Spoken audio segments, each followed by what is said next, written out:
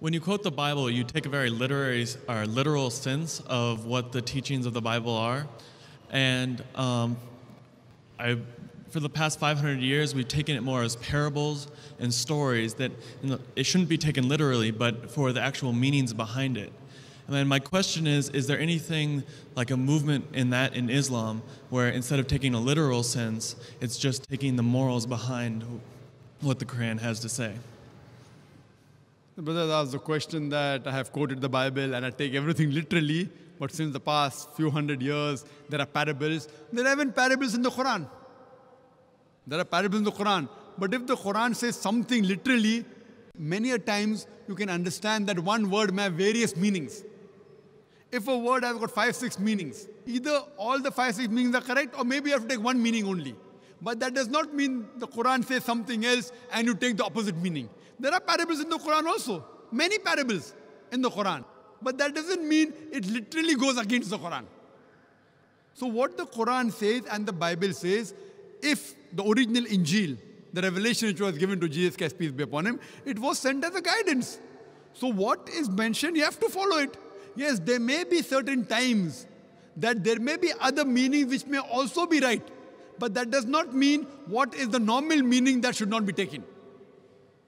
Yes, brother.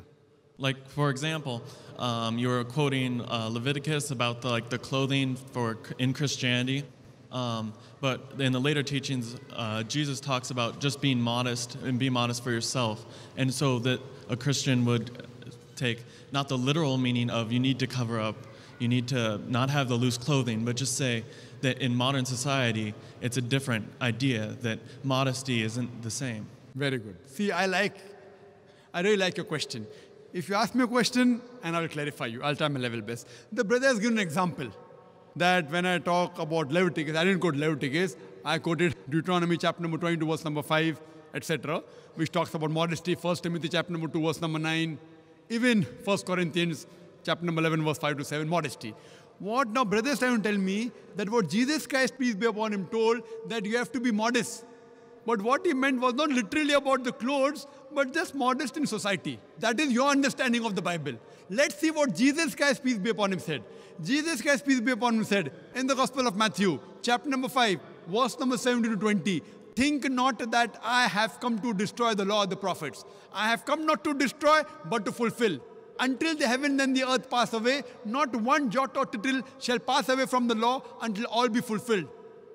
And whosoever shall break one of the least commandments and teach men to do so shall be called least in the kingdom of heaven. And whosoever shall keep the commandments and teach the same shall be called great in the kingdom of heaven. Unless your righteousness exceeds the righteousness of the scribes and the Pharisees, in no way shall you enter the kingdom of heaven. This is a verbatim quotation from King James Version. I'm speaking from my head. It's a verbatim quotation from King James Version, Gospel of Matthew, chapter number 5, verse number 17 to 20. So Jesus Christ says that even if you break one jot or tittle from the law, from the Old Testament, you shall not enter the kingdom of heaven. So when the Old Testament says the woman shall not wear clothes that which pertain to a man, and a man shall not wear clothes that which pertain to woman. Now tell me, Brother Zakir, that's the literal sense. Now the society is changing. So Jesus Christ said, peace be upon him, if you break one law, jot or tittle, you shall not enter Jannah. Now, do you mean to say that Jesus Christ, peace be upon him, came to misguide us? Not at all.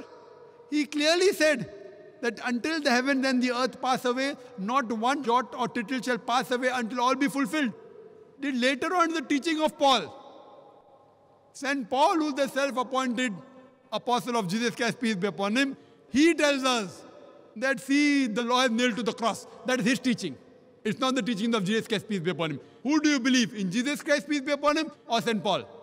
So Jesus Christ, peace be upon him, said that unless your righteousness exceeds the righteousness of the scribes and the Pharisees, unless you are better than the Jews, you shall not enter Jannah. That means everything what is mentioned in the Old Testament, not to have pork, you have to be modest, has to be followed.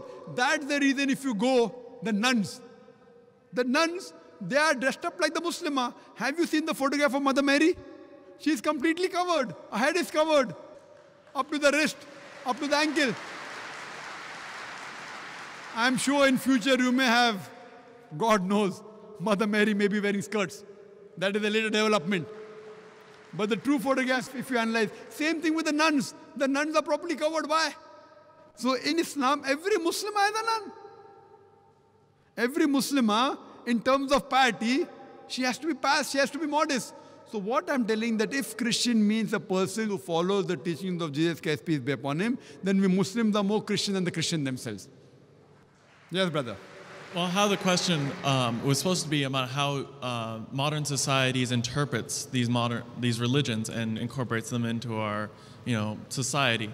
So if we're interpreting them not as a literal sense, we're going to listen, like the scripture you quoted, it would just say, it would be how you feel that Jesus meant by that saying, which would be that we should follow the teachings of the Old Testament and maybe not literally, and we should think about what he means by the laws of what to wear. So when he says, follow all this or you can't go to heaven, modern person after the Reformation would think would be that it's what he interprets it Whether as. if I agree with you that in every modern age we try and reinterpret, then what is the use of the Bible?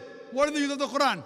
If you're going to reinterpret, keep on reinterpreting into modern age and what the modern society believes, you're going to put the Bible into that shell.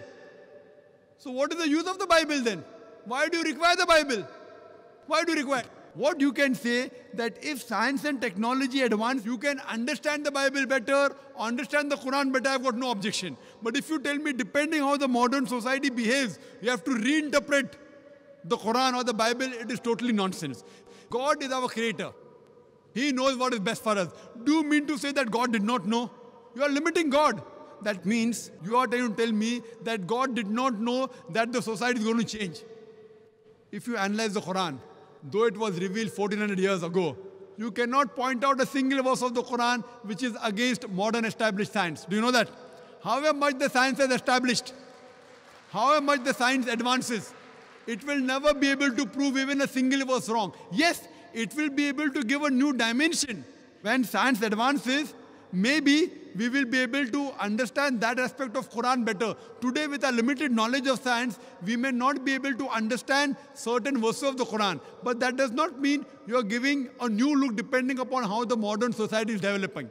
Modern society, however much it develops, the law will be the same. The woman should be in hijab. The man should lower his gaze. It's not like Canada. Now a man can marry a man. In Islam, we don't believe in majority.